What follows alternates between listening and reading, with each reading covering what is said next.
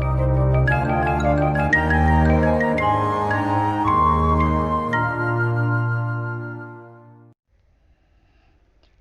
dear students, welcome back to my channel. If you are new here, please take a moment to subscribe to my channel and also hit the notification bell so that you get notified every time I upload a new video. So without any further ado, let's see what we have to study today. So today we are going to study the last part of chapter number 2nd, that is part 12 I guess, and this is for chapter 2nd, Principle of Management Business Studies for class 12th, in which we are going to study differential piece wage system and mental revolution given by Frederick Vincent Taylor as the scientific technique of management. So हम यहाँ पे देखें, जब हम differential piece veg system की बात करते हैं ना, तो इसमें क्या क्या बात हो रही है? Paying different rate of wages to inefficient and efficient employees. Extra wages paid to efficient employees will motivate them to be efficient, and it will also motivate the inefficient employee to come in the category of efficient employee.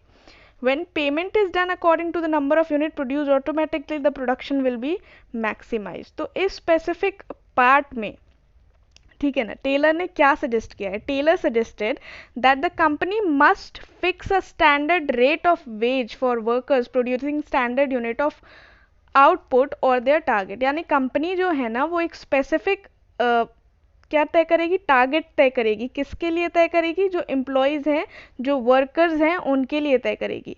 मान लीजिए company कहती है कि आपको एक दिन में जो है 50 यूनिट का प्रोडक्शन करना ही करना है, ठीक है, या फिर 50 बहुत ज़्यादा है तो आप मान लो 10 यूनिट का प्रोडक्शन आपको करना ही करना है। अगर आप एक दिन में 10 यूनिट का प्रोडक्शन कर लेते हो तो फिर आपको उसके लिए अलग वेजेस पे किए जाएंगे, मतलब अलग रेट से पे किया जाएगा। अगर आप 10 से ज़्यादा यूनिट पे प्रोड्यूस करते हो तो उसके लिए अलग वेजेस होंगे आपके लिए, और अगर आप कम प्रोड्यूस करते हो उससे तो उसके लिए अलग वेजेस होंगे आपके लिए, ठीक है। सो यहाँ पे एक एग्जाम्पल के थ्रू समझते हैं हम। एग्जाम्पल हमारा दिया हुआ है, if the standard target is 10 unit per day and standard rate is 50 per unit. यानी आपको क्या करना है? 10 यूनिट प्रोड्यूस करना है और एक यूनिट आप प्रोड्यूस करते हैं 50 रुपीज़ पे, ठीक है। ये स्टैंडर्ड रेट कंपनी ने डिसाइड कर दिया है। तो इसके अकॉर्डिंग जो हमारा इफ़िशिएंट एम्प्लॉय होगा, जो एवरेज एम्प्लॉय होगा, समझिए जो एवरेज एम्प्लॉय है उसको कितना मिलेगा? 500 रुपीज़ मिलेगा। 10 इंटू 50 हम कर देंगे, कितना हो जाएगा? 500। The worker who is producing 12 unit must be paid with the rate higher than the standard rate, ठीक है। अगर मान लो कोई वर्कर है जो 10 यूनिट से ज़्यादा प्रोड्यूस कर रहा है, यानी 12 यूनिट प्रोड्यूस कर रहा है, तो उसको 50 पे नहीं, उसको फिर कंपनी इस स्टैंडर्ड रेट से ज़्यादा पे पेमेंट करेंगी, यानी मान लो 60 रुपीज़ पे पेमेंट कर रही है, ठीक है। तो उसको 12 यूनिट का 60 के हिसाब से कितना मिल गया? दोनों को मल्टीप्लाई कर देंगे तो ही विल गेट 720। फाइन। अब जो स्टैंडर्ड यूनिट प्रोड्यूस कर रहा है उसको 500 मिला, जो ज़्यादा कर रहा है उसको 720 मिला, और जो कम करेगा, जो मान लो जिसने सिर्फ 8 यूनिट किया, जो 10 तक नहीं पहुंच पाया, 12 तक नहीं पहुंच पाया, उसको कंपनी पे करेगी 40 पर यूनिट पे। तो उसका कितना होगा? 320। यानी आप जितनी ज़्यादा यूनिट्स प्रोड्यूस कर रहे हो, जितना ज़्यादा आप एफिशिएंट हो कंपनी के लिए, उसी हिसाब से आपको पेमेंट मिलेगा। तो अब देखिए, अगर जो एवरेज सेट किया है कंपनी ने 10 यूनिट पे 50 पर यूनिट, यानी आपको एक दिन के 500 रुपये मिल रहे हैं, अगर ये स्टैंडर्ड पूरा हो रहा है तो एवरेज है हमारा एम्प्लॉय। तो जब हम इफ़िशिएंट यानी जो 12 यूनिट प्रोड्यूस कर रहा है उसको ज़्यादा पेमेंट करेंगे तो क्या होगा? जो हमारा एवरेज वाला पर्सन है, जो एवरेज में है, वो क्या कोशिश करेगा कि वो किसकी कैटेगरी में आ जाए? इफ़िशिएंट की कैटेगरी में आ जाए। और जो कम प्रोड्यूस कर पा रहा है वो भी कोशिश करेगा ये देख के कि अगर वो ज़्यादा यूनिट प्रोड्यूस करता है तो उसको ज़्यादा पैसे मिलते हैं, तो फिर वो क्या कोशिश करेगा कि इनएफिशिएंट की कैटेगरी में जो वो है वो अब वापस किस में आ जाए? इफ़िशिएंट की कैटेगरी में आ जाए। तो ये क्या है? डिफरेंशियल पीस वेज सिस्टम है, जो कि फ्रेडरिक विंसेंट टेलर ने अपनी साइंटिफिक एक्सपेरिमेंट्स में, रिसर्च में डेवलप की थी, इस पे काम किया था। अब यहाँ तक हमने बात कर ली किसकी? फ्रेडरिक विंसेंट टेलर ने जो भी डिफरेंशियल पीस वेज सिस्टम दिया था।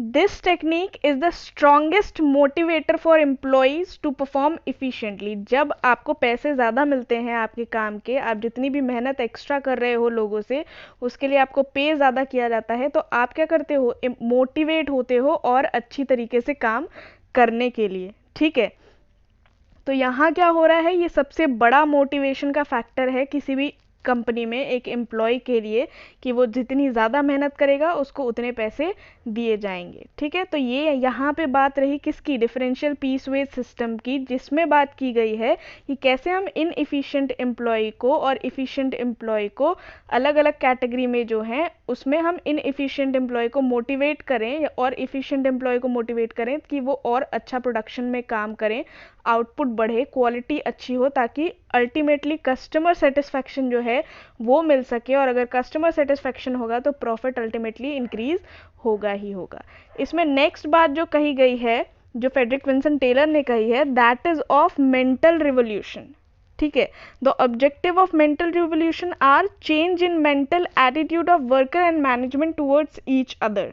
ठीक है, यानी मैनेजमेंट को और वर्कर्स को दोनों को ही अपने एटीट्यूड को थोड़ा बहुत चेंज करना होगा एक दूसरे के तरफ, तभी कंपनी में दोनों सरवाइव कर पाएंगे, या आप ये कह लो कि कंपनी मार्केट में सरवाइव कर पाएगी। Cooperation between workers and management, दोनों के बीच में कोई कॉन्फ्लिक्ट नहीं होना चाहिए, दोनों के बीच में क्या होना चाहिए, कोऑपरेशन होना चाहिए, ताकि क्या हो सके, कंपनी और अच्छी तरीके से ग्रोथ कर सके। Ruling out feeling of suspension and prejudicious from the minds of workers and management to adopt systematic thinking. ठीक है, मतलब किसी भी तरीके का कोई आप समझ लो कि वो नहीं होना चाहिए कि जो हमारे वर्कर्स हैं उन्हें लगे कि उनको प्रेशराइज किया जा रहा है काम के लिए, मैनेजमेंट अपने आप को बहुत सुपीरियर समझे, या फिर ऐसा हो कि वर्कर्स जो है वो मैनेजमेंट को कुछ समझ ही नहीं रहे हैं। नहीं, हर एक चीज़ जो है सिस्टमेटिक थिंकिंग में होनी चाहिए, एक सिस्टमेटिक मैनर में होनी चाहिए। ठीक है, जिससे कि कोई भी सस्पेंशन ना हो, कोई भी ऐसा ना लगे कि कोई डिक्टेटरशिप हो रही है। ठीक है, या फिर आपके ऊपर कोई काम थोपा जा रहा है, ऐसा कुछ भी नहीं होना चाहिए। अब टेलर ने ऐसा क्यों कहा? Taylor said that generally in every organization workers feel that management exploits them, overburden them with excess work and pay them less। ठीक है, किसी भी ऑर्गेनाइजेशन में जनरली आप अगर बात करोगे ना, तो हर एम्प्लॉय को ये लगता है कि मैनेजमेंट जो है वो उनका एक्सप्लॉयटेशन कर रहा है, काम उनसे बहुत ज़्यादा ले रहा है और पैसे यानी पेमेंट उनको कम दी जाती है। और दूसरी तरफ मैनेजमेंट को ये लगता है कि वर्कर्स जो हैं वो काम नहीं करते हैं, सिर्फ पैसे लेते रहते हैं, प्रोडक्शन नहीं हो रहा है, they follow go slow policy and damage the equipment and work carelessly. मतलब दोनों तरफ से क्या हो रहा है, कोई भी कोऑपरेशन नहीं हो रहा है, both the group suspect each other, और दोनों को लगता है दोनों ही क्या कर रहे हैं, काम ढंग से नहीं कर रहे हैं। In the technique of mental revolution, Taylor stressed that there is need to change the attitude of both the groups drastically. He referred to change as a revolution of mind to develop positive thinking and feeling of cooperation for each other। और इसको mental revolution नाम क्यों दिया गया है? क्योंकि हमें mentally positive thinking को appreciate करना है। ठीक है, पॉजिटिव थिंकिंग जब आएगी, कोऑपरेशन आएगा, कोऑर्डिनेशन आएगा, जो भी स्टेप्स बाय स्टेप्स काम हो रहे हैं वो अच्छी तरीके से होंगे, वर्कर्स को कोई प्रॉब्लम ना हो, मैनेजमेंट को कोई प्रॉब्लम ना हो, तो ही ऑर्गेनाइजेशन ग्रो कर सकता है। तो इसीलिए इसका नाम क्या दिया गया है, मेंटल रिवोल्यूशन। और इसी के साथ आपका प्रिंसिपल ऑफ मैनेजमेंट जो चैप्टर नंबर 2 है क्लास 12th का, वो यहाँ पे ख़त्म होता है। ठीक है, कुछ एक आधा पॉइंट्स और हैं जिसमें एनसीईआरटी में नहीं दिया गया है, जीएस अलग की बुक में नहीं दिया गया है, पूनम गांधी में दिया गया है, तो मैं थोड़ा बहुत डिस्कस कर ले रही हूँ आपसे। Advantages of scientific management. ठीक है, साइंटिफिक मैनेजमेंट जो हमारा होता है उसके एडवांटेज क्या होते हैं? पहले देखिए, इफ़िशियंसी बिजनेस की बढ़ जाती है। ठीक है, सिंप्लीफिकेशन बढ़ता है और स्पेशलाइजेशन बढ़ती है।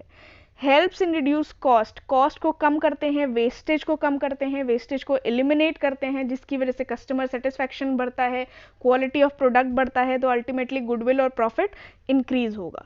Due to decrease in the price, firm is able to capture a bigger share in the market. Market में देखिए, बिगर शेयर का मतलब है गुडविल इंक्रीज होगा, शेयर बढ़ेगा, और लोग ज़्यादा से ज़्यादा उस ब्रांड को जानेंगे, उस कंपनी को जानेंगे, तो क्वालिटी अगर अच्छी है तो लोग उसमें इन्वेस्ट भी करना चाहेंगे। Mutual understanding of cooperation brings workers and management closer. जब तक वर्कर और मैनेजमेंट के बीच म्यूचुअल कंसेंट नहीं होगा, ठीक है, कोऑपरेशन नहीं होगा, तब तक कितना भी काम कर लीजिए आप, वो सक्सेसफुल नहीं हो पाएगा। ट्रेनिंग ज़्यादा से ज़्यादा प्रोवाइड करनी चाहिए ताकि वर्कर्स के स्किल्स को हम क्या कर सकें, इम्प्रूव कर सकें। enables the worker to earn more with the introduction of differential piece wage system। यानी differential piece wage system जब आएगा तो वो क्या करता है, वर्कर्स को मोटिवेट करता है ताकि वो ज़्यादा से ज़्यादा पैसे कमा सकें, ताकि वो जो मिनिमम स्टैंडर्ड ऑफ लिविंग होता है उसे अचीव कर सकें। ठीक है, अभी के टाइम में मॉडर्न टेक्निक्स भी बहुत सारी यूज़ की जा रही हैं। जो ऑपरेशनल रिसर्च है, जो कि वर्ल्ड वॉर सेकेंड के बाद बहुत ज़्यादा यूज़ में आया, लीन मैन्युफैक्चरिंग है, ठीक है, जिसमें हम ये देखते हैं कि कोई भी वेस्टेज जो हो रहा है ओवर प्रोडक्शन में, कैसे हम कॉस्ट को कम कर सकते हैं, चाहे वो टाइमिंग में हो, ट्रांसपोर्टेशन में हो, प्रोसेसिंग में हो, मोशन में हो, किसी भी चीज़ में हो। सिक्स सिग्मा है, जस्ट इन टाइम मैन्युफैक्चरिंग है, तो बहुत सारी चीज़ें ऐसी हैं। सो आई होप आपको ये चैप्टर अब बहुत अच्छे से क्लियर हो गया होगा, और इसी के साथ हमारा ये चैप्टर ख़त्म होता है। अब हम चैप्टर नंबर 3 शुरू करेंगे, जो कि है हमारा बिजनेस इन्वायरमेंट। और बीच बीच में मैं कोशिश करूंगी कि इस चैप्टर के कुछ केस स्टडीज़ भी आपको कराऊं, और साथ ही फर्स्ट चैप्टर के कुछ केस स्टडीज़ भी कराऊं, ताकि आपका कॉन्सेप्ट और क्लियर हो सके। So till then stay tuned with Eco Simplified. Do like, share, subscribe and comment. ज़्यादा से ज़्यादा बच्चों के साथ शेयर कीजिए ताकि बहुत बच्चों तक ये वीडियो पहुंच पाए और सब इससे बेनिफिट ले पाए। Love and peace from my side.